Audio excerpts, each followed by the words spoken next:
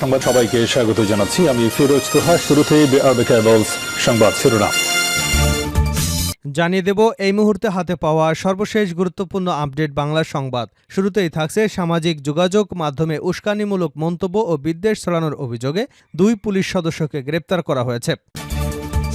এবারে জানাবো বিএনপির সমাবেশে নেতাকর্মীদের ঢল। রাজধানীর নয়াপল্টনে শুরু হয়েছে বিএনপির সমাবেশ। তীব্র রোদ উপেক্ষা করে খণ্ড খণ্ড মিছিল নিয়ে সমাবেশ ঘিরে রাজধানীর নয়াপল্টনে আসছেন নেতাকর্মীরা। স্লোগানে মুখর হয়ে উঠেছে পুরো এলাকা। মঙ্গলবার বিএনপি নেতাকর্মীরা মাথায় জাতীয় পতাকা বেঁধে এবং হাতে জাতীয় ও দলীয় পতাকা নিয়ে উল্লাস করতে করতে নয়াপল্টনে জড়ো হচ্ছেন। জানাবো আওয়ামী লীগের আমলে করা সব চুক্তির মূল কাগজ খতিয়ে দেখা হবে। মূল্যস্ফীতি ও জাতীয় আয়ের তথ্য বিশেষভাবে খতিয়ে দেখা হবে বলে জানিয়েছেন অর্থনীতি নিয়ে শ্বেতপত্র প্রণয়ন কমিটির প্রধান ড দেবপ্রিয় ভট্টাচার্য। একই সঙ্গে এতদিন করা সব ধরনের চুক্তির মূল কাগজ খতিয়ে দেখা হবে বলেও জানিয়েছেন তিনি। দেবপ্রিয় ভট্টাচার্য বলেন, জিডিপি, জাতীয় আয়, মূল্যস্ফীতি এবং এডিপির প্রাক্কলন করা হয়। এগুলোর বস্তুগত ভিত্তি যা অত্যন্ত দুর্বল। এগুলো কিভাবে হয় এসব বিষয়ে খতিয়ে দেখা হবে। এজন্য আমরা আলাদাভাবে বিবিএস এর সঙ্গে বসব। এদিকে আশুলিয়ায় শ্রমিকদের দুপক্ষের সংঘর্ষ, নিহত 1। আশুলিয়ার জিরাবো এলাকায় মাস্কাট গার্মেন্টস ফ্যাক্টরির সামনে শ্রমিকদের দুপক্ষের সংঘর্ষের ঘটনা ঘটে। এতে এক নারী শ্রমিক নিহত হয়েছেন, আহত হয়েছেন আরও 3 জন। মঙ্গলবার সকালে এ তথ্য নিশ্চিত করেছে আশুলিয়া শিল্প পুলিশের এক কর্মকর্তা। জানিয়ে দেব, জামিন পেলেও মুক্তি মিলছে না সাবেক বিচারপতি মানিকের। ভারতে অবৈধভাবে অনুপ্রবেশের চেষ্টার অভিযোগে দায়ের করা মামলায় জামিন পেয়েছেন অবসরপ্রাপ্ত বিচারপতি এএসএম শামসুদ্দিন চৌধুরী মানিক। তবে দেশের অন্য স্থানে তার বিরুদ্ধে দায়ের হওয়া মামলায় জামিন না হওয়া পর্যন্ত কারাগারেই থাকতে হচ্ছে তাকে। এবং সর্বশেষ জানাবো আন্তর্জাতিক সংবাদ। যুদ্ধ পরবর্তী গাজা নিয়ন্ত্রণ করবে কারা? হামাস ইসরায়েল যুদ্ধ এখনও শেষ হবার কোনো লক্ষণ নেই, বরং দিন যত যাচ্ছে ততই কঠিন হচ্ছে সমীকরণ। এরই মধ্যে বেশ কয়েকবার আন্তর্জাতিক শক্তিগুলো শান্তি প্রস্তাব দিলেও তা ব্যর্থ হয়েছে ইসরায়েলের প্রধানমন্ত্রী বেঞ্জামিন নেতানিয়াহুর গোয়ার্তমের কারণে। তেল আবিবের দাবি, যুদ্ধ পরবর্তী গাজা নিয়ন্ত্রণ থাকবে ইসরায়েলি বাহিনীর হাতে, তবে তা মানতে নারাজ ফিলিস্তিনিরা। তাই এবার যুদ্ধ পরবর্তী গাজা নিয়ন্ত্রণ নিয়ে নতুন রূপরেখা দিলেন হামাস নেতা, জানালেন কারা নিয়ন্ত্রণ করবে গাজার শাসন। এতক্ষণ শিরোনাম শুনছিলেন, এবার বিস্তারিত। প্রিয় দর্শক, আপনি যদি এই চ্যানেলে নতুন হয়ে থাকেন, ভিডিওটি দেখতে দেখতে চ্যানেলটি সাবস্ক্রাইব করে আমাদের সঙ্গে থাকুন। আর এই ভিডিও সম্পর্কে আপনি আপনার মূল্যবান মতামতটি কমেন্ট বক্সে জানিয়ে দিন। আর হ্যাঁ প্রিয় দর্শক, জানিয়ে দিন ভিডিওটি কোথা থেকে দেখছেন। সামাজিক যোগাযোগ মাধ্যমে উস্কানিমূলক বক্তব্য, 2 পুলিশ সদস্য গ্রেপ্তার। সামাজিক যোগাযোগ মাধ্যমে উস্কানিমূলক মন্তব্য এবং বিদ্বেষ ছড়ানোর অভিযোগে 2 পুলিশ সদস্যকে গ্রেপ্তার করা হয়েছে। গ্রেপ্তার করেছে শাহজাহানপুর থানা পুলিশ। তারা হলেন নায়ক সজীব সরকার এবং কনস্টেবল শোয়েবুর রহমান। সোমবার রাতে পুলিশ সদর দপ্তর ও ডিএমপির পাঠানো এক প্রেস বিজ্ঞপ্তিতে এ তথ্য জানানো হয়। এতে বলা হয়, সামাজিক যোগাযোগ মাধ্যম ফেসবুকে পারস্পরিক যোগসাজশে বিভিন্ন শ্রেণী এবং সম্প্রদায়ের মধ্যে শত্রুতা, ঘৃণা এবং সাম্প্রদায়িক সম্প্রীতি বিনষ্টের চেষ্টা করে আসছিলেন তারা। এছাড়া জনসাধারণের প্রতি সেবাদানকে বাধাগ্রস্ত করতে উস্কানিমূলক মন্তব্য ও বিদ্বেষ ছড়ানোর মাধ্যমে পুলিশের ভাবমূর্তি ক্ষুণ্ণ করার অভিযোগে শাহজাহানপুর থানায় সাইবার নিরাপত্তা আইনে হওয়া মামলায় আসামি নায়ক সজীব সরকার এবং কনস্টেবল শোয়েবুর রহমানকে গ্রেপ্তার করা হয়েছে। প্রাথমিকভাবে জানা গেছে, কনস্টেবল শোয়েবুর রহমান আরও কিছু পুলিশ সদস্য বিগত সরকারের আজ্ঞাবহ কর্মকর্তাদের ইন্ধনে পুলিশ বাহিনীর মধ্যে অস্থিরতা সৃষ্টির অপচেষ্টায় লিপ্ত ছিল। বিএনপির সমাবেশে নেতাকর্মীদের ঢল। রাজধানীর নয়াপল্টনে শুরু হয়েছে বিএনপির সমাবেশ। তীব্র রোদ উপেক্ষা করে খণ্ড খণ্ড মিছিল নিয়ে সমাবেশ ঘিরে রাজধানীর নয়াপল্টনে আসছেন নেতাকর্মীরা। স্লোগানে মুখর পুরো এলাকা। মঙ্গলবার বিএনপি নেতাকর্মীরা মাথায় জাতীয় পতাকা বেঁধে এবং হাতে জাতীয় ও দলীয় পতাকা নিয়ে উল্লাস করেন অঙ্গ সংগঠনের নেতাকর্মীরা। দুপুর 2টার দিকে দলীয় কার্যালয়ের সামনে আন্তর্জাতিক গণতন্ত্র দিবস উপলক্ষে আনুষ্ঠানিকভাবে সমাবেশ শুরু হয়। সমাবেশে এখন পর্যন্ত বক্তব্য রেখেছেন মুক্তিযোদ্ধা দলের সাধারণ সম্পাদক সাদেক খান, তাঁতি দলের আহ্বায়ক আবুল কালাম আজাদ সহ বেশ কয়েকজন।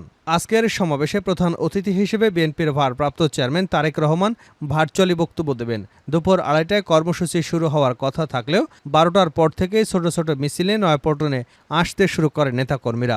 এদিকে বিএনপির আজকের সমাবেশকে কেন্দ্র করে নয়াপল্টন, কাকরাইল, মালিবাগ, শান্তিনগর, বিজয়নগর, ফকিরাপুল, আরামবাগ এলাকায় তীব্র যানজট দেখা গেছে। সমাবেশে সভাপতিত্ব করছেন বিএনপির মহাসচিব মির্জা ফখরুল ইসলাম আলমগীর। আওয়ামী লীগের আমলে করা সকল চুক্তির মূল কাগজ খতিয়ে দেখা হবে দেবপ্রিয়।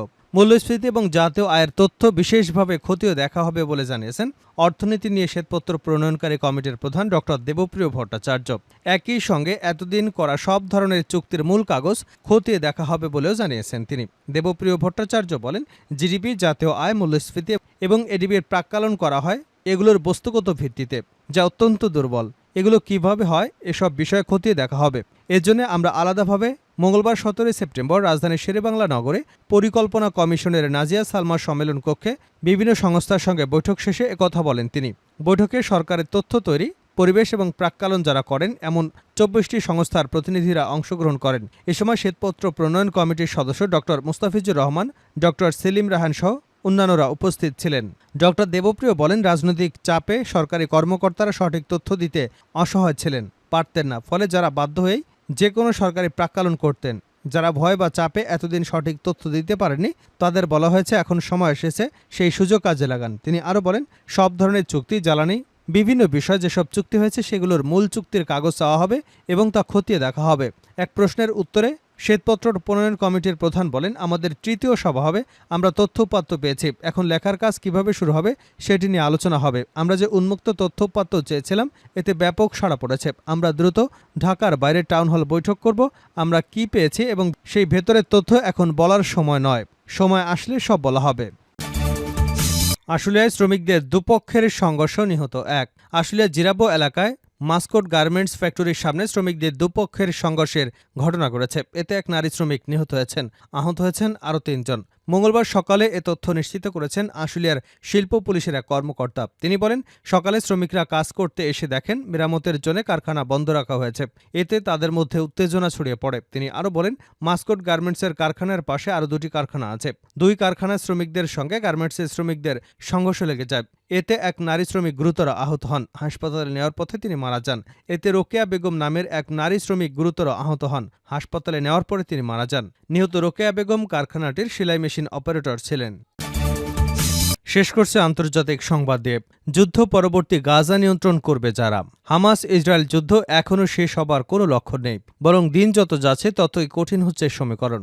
এর মধ্যে বেশ কয়েকবার আন্তর্জাতিক শক্তিগুলো শান্তি প্রস্তাব দিলেও তা ব্যর্থ হচ্ছে ইসরায়েলের প্রধানমন্ত্রী বেঞ্জামিন নেতানিয়াহুর গোয়ার্তুমির কারণে। তেল আবিবের দাবি, যুদ্ধ পরবর্তী গাজা নিয়ন্ত্রণ থাকবে ইসরায়েলি বাহিনীর হাতে, তবে তা মানতে নারাজ ফিলিস্তিনিরা। তাই এবার যুদ্ধ পরবর্তী গাজা নিয়ন্ত্রণ নিয়ে নতুন রূপরেখা দিলেন হামাস নেতা। জানালেন কারা নিয়ন্ত্রণ করবে গাজার শাসন। আরব নিউজের এক প্রতিবেদনে বলা হয়েছে, গাজার যুদ্ধ শেষ হবার পর অঞ্চলটি পরিচালনা করবে ফিলিস্তিনিরা।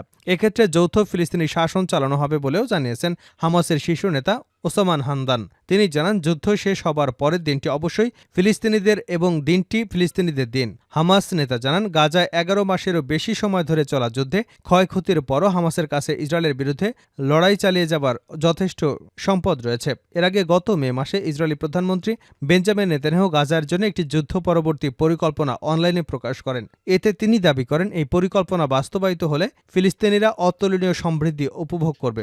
এই পরিকল্পনায় গাজা একটি বন্দর, সৌরশক্তি, বৈদ্যুতিক গাড়ি উৎপাদন কারখানা এবং নতুন আবিষ্কৃত গাজা গ্যাস ফিল্ডের মতো বিষয় অন্তর্ভুক্ত ছিল। যেদিন ইসরায়েলি বাহিনী গাজায় জয়লাভ করবে তার পরদিন থেকে 2035 সাল পর্যন্ত মোট 3টি ধাপে এসব বিষয় বাস্তবায়ন করা হবে বলে উল্লেখ করা হয় সেই পরিকল্পনায়। তবে সংযুক্ত আরব আমিরাত এই পরিকল্পনার বিরোধিতা করেছে। সংযুক্ত আরব আমিরাতের পররাষ্ট্রমন্ত্রী আবদুল্লাহ বিন জায়েদ আল নাহিয়ান গত শনিবার সামাজিক যোগাযোগ মাধ্যম এক্সে শেয়ার করা এক পোস্টে বলেছেন, ফিলিস্তিনি রাষ্ট্র প্রতিষ্ঠান ছাড়া গাজা যুদ্ধ পরবর্তী পরিকল্পনার সমর্থন করতে প্রস্তুত নয় সংযুক্ত আরব আমিরাত। অন্যদিকে সৌদি আরবের গোয়েন্দা বাহিনীর সাবেক প্রধান ও যুক্তরাষ্ট্রে নিযুক্ত দেশটির সাবেক রাষ্ট্রদূত প্রিন্স তুর্কি আল ফয়সাল বলেছেন, একটি ফিলিস্তিনি রাষ্ট্র প্রতিষ্ঠা শুধু সৌদি আরবের সঙ্গেই নয়, বাকি মুসলিম বিশ্বের সঙ্গেও ইসরায়েলের সম্পর্কের জন্য গুরুত্বপূর্ণ।